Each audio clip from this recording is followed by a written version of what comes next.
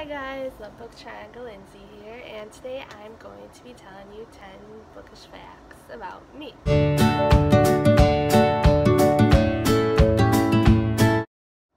So number one is that when I was younger I always used to be an avid reader. I read so much, I was put in special reading groups when I was in school. I had so much fun with it, and I just found so much joy in reading, and that was in books like Pippi Longstocking. That was fun for me because in our reading group I got to read Voice of Pippi because I had red hair like her, or Little Sister books, Goosebumps, Boxcar Children, and so many other great books out there.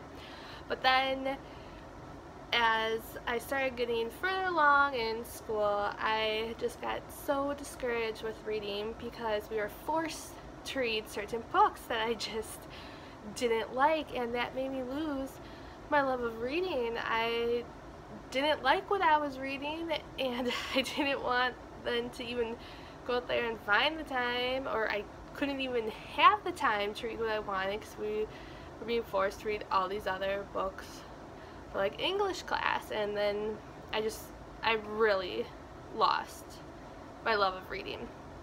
Fact number two is that in, I want to say 2015, I started kind of reading again, and one of the first books that I picked up was Beautiful Disaster by Jamie McGuire. I just kind of started doing some different research online, found the Goodreads website, was looking at different ratings, was talking to my friend who reads here and there, and then that was my friend Tracy, but my other friend Amanda, she just really started picking up books and reading too, so I was getting recommendations for her, and I really fell back into reading again, and I really enjoyed Jamie McGuire's Beautiful Disaster, but I also really fell in love with Cassandra Clare's Shadowhunter world, and I'm just so glad I have dived back into the reading world. I make time for the books I want to read, and it's just good to be back. Number three is a fact about my Harry Potter story.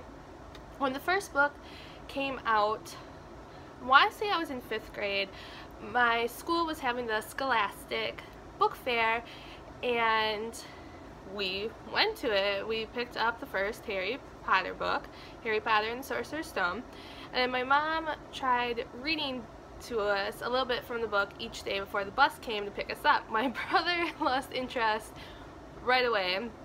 I think his comment was like, how can a lady all of a sudden turn into a cat, or I mean a cat turn into a lady, sorry, I said that backwards, and he didn't like it right away, and then soon after I just lost interest. It was just weird mom reading to me in the morning and stuff, and so I did not pick up a Harry Potter book again until I believe it was like the 5th movie was coming out and the 7th book was close to coming out, and I was volunteering at my local library, helping out, signing people and giving prizes for the summer reading program. So I had like hour time slots, so I had a lot of time to sit there and read, and I had a lot of access to books. So I started picking up the Harry Potter books, and I read pretty much like all the books in a month there, which great for me.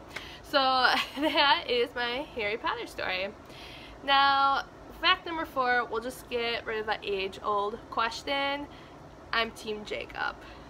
So that answers that. Number 5 is I have never read The Hunger Games. I have read Catching Fire and Mockingjay. Never read The Hunger Games. Weird, you might say, but how it happened is my friend Tracy had recommended the book The Hunger Games to me. Got from my library, I started reading it. I didn't get through very much of it. I'm like, this world isn't for me, I don't like it.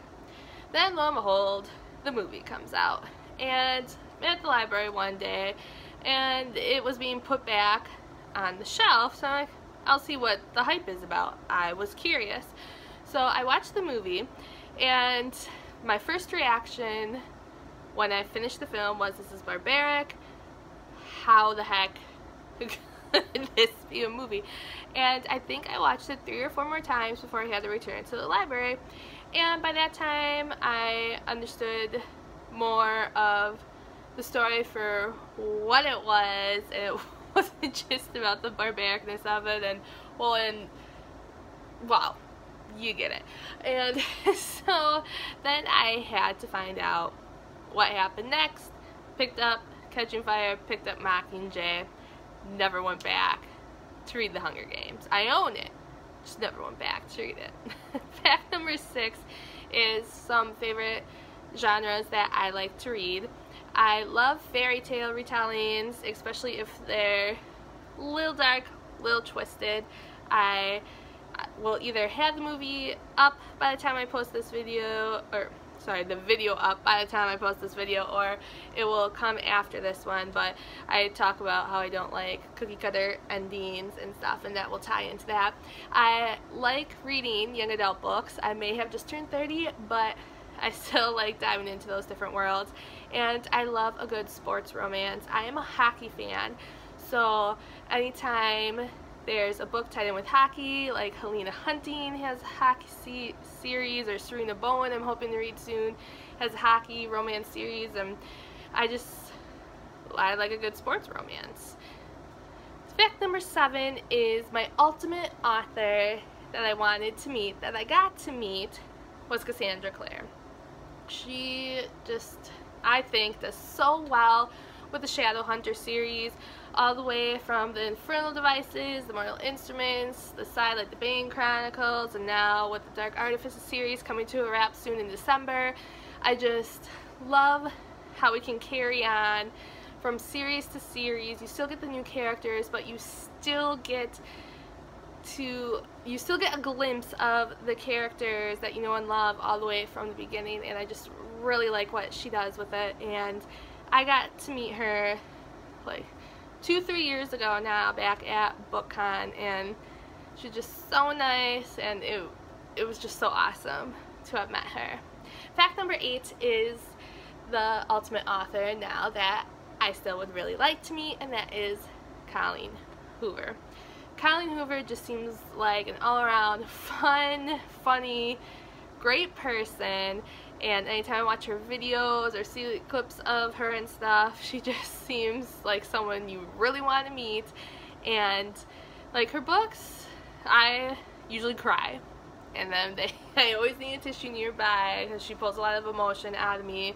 And there are some books, which I'll talk about another time, I actually have an unpopular opinion with one of her books, but she is just an author that I really enjoy, and I think she would be a fun person to meet, and hopefully she is going to be at a Polycon this year, and I don't really see her backing out unless something extreme happens, because she's also the keynote speaker, so she's kind of important to the signing, so I hope I will get to meet her there.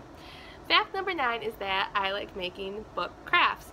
One of my first videos I did for BookTube is the Bookish crafts I like to make, and you just don't really see a lot of different unique book crafts out there unless like you go to Etsy or something, but it's not like you can just go and buy them in the store, so I like creating them myself. And my friends got me started into making some bookish canvases, and then I do stuff with Scrabble boards, making my own bookmarks. I even made my own little like organizer for some book swag. I was just bored one day. I was watching some DIY videos on YouTube, and they were making like different containers or shelvings and stuff. So I have a lot of Scrabble boxes because I get them from like Goodwills because I want the letters for different crafts, and I had just happened to have some boxes at the time, and I hadn't thrown them away yet, and I took the Scrabble boxes to glue together and make this little kind of shelving case thing for all my book swag. I Mod Podge scrapbook paper on it, and I like doing crafts. My grandma was super crafty, my mom was super crafty, and it's just kind of came down to me as well. So fact number 10, the last fact I have about me for this video, is my most prized book. Now, this book didn't come into my possession until about like 2 weeks ago when it was my birthday, and it was the last present that I opened. It was probably planned that way. See, in the bottom of this bag, and also my mom and dad were like, oh, this is the one that we need to take a picture of her for. And I'm like, okay, what is this gonna be? And it was a Nicholas Sparks signed book. It was Safe Haven, and it said happy 30th birthday Lindsay in it, and I teared up a little. It was just really, really special to me. My parents, they go to North Carolina every year on vacation. It's just a spot they fell in love with the first time they went, and it's somewhere they always go back to. And they had stumbled upon like his store that's down there, because a lot of his books are based on different places down there. They have like a walk to remember. He wrote a walk to remember, and there's like a tour you can take to see the different places in the movie that they go. And my parents kept trying to get into the shop, but it's run on a volunteer basis, so there's not really hours, I guess, and it's just happening when people can be there. And then the people, when they finally like did get in the store, they were trying one last time on their way out of town, and it worked out so that they got connected with the people and everything. But they were even trying to tell them the places where Nicholas Sparks liked to eat, and then they found out where his favorite table was at the restaurant where he ate. So everyone was being really, really helpful, and it was just a really special present for me. So there you have it. There's 10 bookish facts about me. Tell me some bookish facts about you down below. Maybe are there some surprising series that you haven't read? Do you do bookish crafts? Who is your #1 author you have met or would like to meet? Just let me know some fun stuff below, guys. Alright, till next time.